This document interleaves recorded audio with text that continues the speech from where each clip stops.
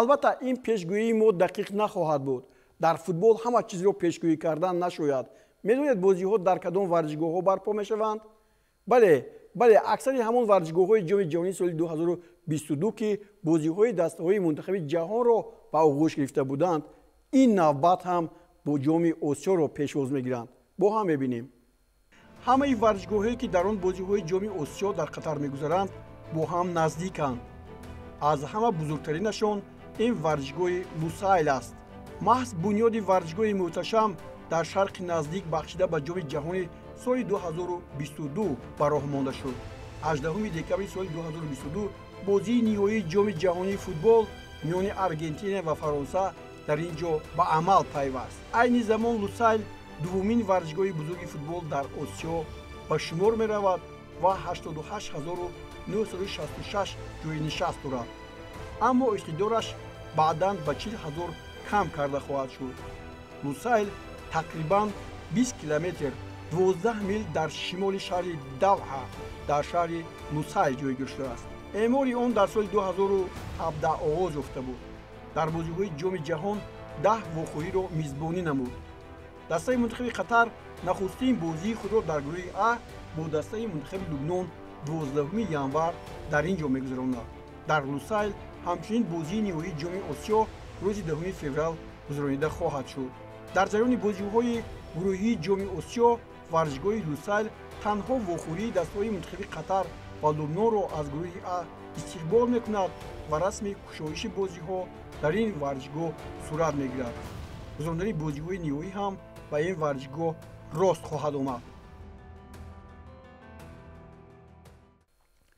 дастаи мунтахаби тоҷикистон бозии нахустини худро дар варзишгоҳи Абдулло бин Халифаи шаҳри Давҳа мегузаронад. рӯзи 13 январ маҳз футболбозони тоҷик дар ҳамин варзишгоҳ ба дидори дастаи мунтахаби Чин мераванд. варзишгоҳи Абдулло бин Халифа соли 2013 сохта шудааст ва ин варзишгоҳи бозиҳои хонагии дастаи Аддуҳайли Қатар аст, ки мо ин дастаро дар шаҳри Душанбе бозиашро бо истиқлол дида будем. бунёди варзишгоҳ соли 2011 шурӯъ гардид ва баъди 2 сол ба истифода дода шуд. расми кушоиши он ба бозии Аддуҳайл бо Алхур дар Лигаи Ситораи Қатар рост омад. 10,000 ҷойи нишаст дорад. 25 дарвоза мухлисонро истиқбол ва гусел менамояд. дар ин варзишгоҳ бозиҳои ҷоми ҷаҳон гузаронида нашуданд. соли 2019 варзишгоҳи Абдулло бин Халифа 9 бозиро дар мусобиқаи ҷоми халиҷи Форс бо ширкати дастаҳои беҳтарини кишварҳои араб ва финали он мусобиқаро бо ширкати Баҳрайн ва Арабистони Саудӣ ба оғӯш гирифта буд. дар варзишгоҳи Абдулло бин Халифа вохӯрии дастаҳои Чин бо Тоҷикистон, Гонконг бо Фаластин, Таиланд бо Қирғизистон ва Қирғизистон бо Умон баргузор мешаванд. бозии даври дуввуми гурӯҳи А бо ҳузури дастаҳои мунтахаби Лубнон ва Чин дар варзишгоҳи Ассумама стадиуми шаҳри Давҳа мегузарад. варзишгоҳи Ассумама яке аз 8 варзишгоҳҳоест ки барои ҷоми ҷаҳони футбол дар соли 2022 ва мусобиқаи ҷоми араб дар соли 2021 истифода шудааст. варзишгоҳи Аттумама ё худ Ассумама дар ҷануби шаҳри Давҳа ва тақрибан 12 километр ҷанубтар аз маркази шаҳр ва минтақаи суқ Вақиф ҷойгир шудааст. сохтмони варзишгоҳи Аттумама дар Қатар соли 2017 оғоз шуда то ба анҷом расидани он 4 сол тӯл кашид. сармоягузори ин тарҳи азимро ширкати Алҷобер инжинеринг Қатар ва ширкати сохтмонӣ Текфан аз Туркия ва тарҳи онро Иброҳим Муҳаммад Ҷейда анҷом додааст. ифтитоҳи расмии ин варзишгоҳ 22 октябри соли 2021 бо мизбонии 49-мин финали ҷоми Амири Қатар байни дастаҳои Асад ва Ар-Райён рост омад. ин варзишгоҳ дорои 40,000 ҷойи нишаст барои ҷоми ҷаҳони футбол ба нақша даромад ва пас аз ҷоми ҷаҳонӣ ин иқтидор то 20,000 нафар коҳиш дода хоҳад шуд. дар ҳамин баробар курсиҳои зиёдатиаш ба кишварҳои рӯ ба тараққӣ ҳадя мегарданд. Аттумама ё худ Ассумама номи дарахтест ки хеле кӯҳна ва дар ин минтақа мерӯяд. аммо бархилофи номаш намуди варзишгоҳи Аттумама ба кӯлоҳҳои пахтагии араб шабоҳат дорад. истифода аз ин кӯлоҳҳо дар миёни арабҳо барои нишон додани истиқлолият ва худшиносии миллист. фасади ин варзишгоҳ ки ҳудуди 25000 метри мураббаъ аст бо панелҳои сӯрохӣ пӯшида шуда ранги сафед доранд ва ороишоти турмонандро истифода карданд. баландии ин варзишгоҳ аз замин тақрибан 43 метр аст.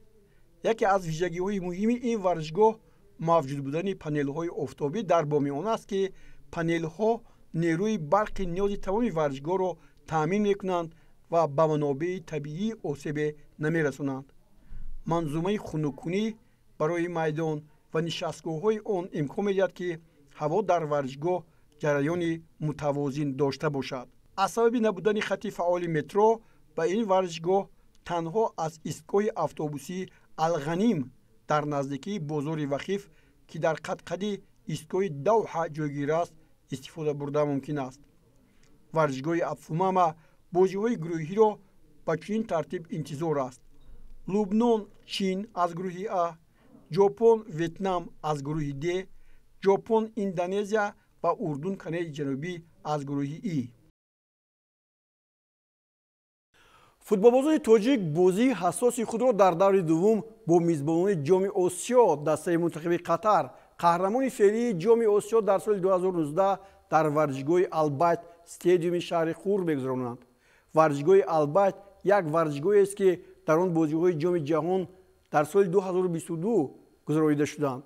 баъд аз лусайл ин варзишгоҳи дуввуми калонтарин аст. он дар масофаи 35 километр аз давҳа ҷойгир аст ва аз дуртарин варзишгоҳҳо аз пойтахт маҳсуб мешавад. дар варзишгоҳи албайт бозии ифтитоҳии ҷоми ҷаҳонии соли 2022 ва бозии нимниҳоӣ ва чорякфиналӣ гузаронида шудааст. дар варзишгоҳ тақрибан 60,000 мухлис аз ҷумла 1000 ҷойи нишаст барои хадамоти матбуот ва рӯзноманигорон пешбинӣ шуда буд. иқтидори умумии ғунҷоишаш 71,000 тамошобин аст. тарҳи меъморӣ аз хаймаҳои судатии мардуми бодиянишини қатар ва минтақа илҳом гирифтааст. он дорои боми пӯшидашаванда буда барои ҳама тамошобинон нишасти гувороро фароҳам меорад. варзишгоҳ бо таваққуфгоҳ барои 6000 мошин, 350 автобус ва омадурафти 150 автобусҳои ҷамъиятӣ, инчунин 1000 таксиҳо ва таксиҳои обӣ мутобиқ гардонида шудааст. варзишгоҳ инчунин дорои меҳмонхонаи боҳашамат бо утоқҳои дорои балкон ба майдони футбол мебошад. пас аз ҷоми ҷаҳон интизор мерафт, ки он ба варзишгоҳи дорои 32000 ҷойи нишаст табдил меёбад ва аз нав танзим карда мешавад. ҷойҳои зиёдатӣ аз зинаи боло бардошта мешаванд ва ба дигар кишварҳо тақдим мегарданд. ин варзишгоҳ барои бозиҳои осиёии соли 2030 низ ба нақша гирифта шудааст. 30 ноябри соли 2021 ба муносибати ифтитоҳи бозиҳои ҷоми кишварҳои араб ифтитоҳи ин варзишгоҳ баргузор шуд ва пас аз он бозии миёни мизбон қатар ва баҳрайн сурат гирифт. ягона голи қатариҳо меҳмононро ба мағлубият дучор кард. 20 ноябри соли 2022 дар варзишгоҳ бозии ифтитоҳии ҷоми ҷаҳонии футбол байни қатар ва эквадор гузаронида шуд. ба иттилои манобеъ дар бозӣ 67372 нафар ҳузур доштанд. дар поёни барнома боз як хабари дигарро мехоҳем ба таваҷҷӯҳи шумо пешниҳод кунем. тӯби бозии ҷоми осиё 2023-ро ширкати келмеи испания бо номи вортекс пешниҳод кардааст, ки аз нигоҳи фаннӣ пешқадам ва ғайриоддӣ мебошад. барои финали ин бозиҳо дар охири мавсим вортекс 23-ро ҳам замъ кардааст, ки махсус барои вохӯрии ниҳоӣ аст.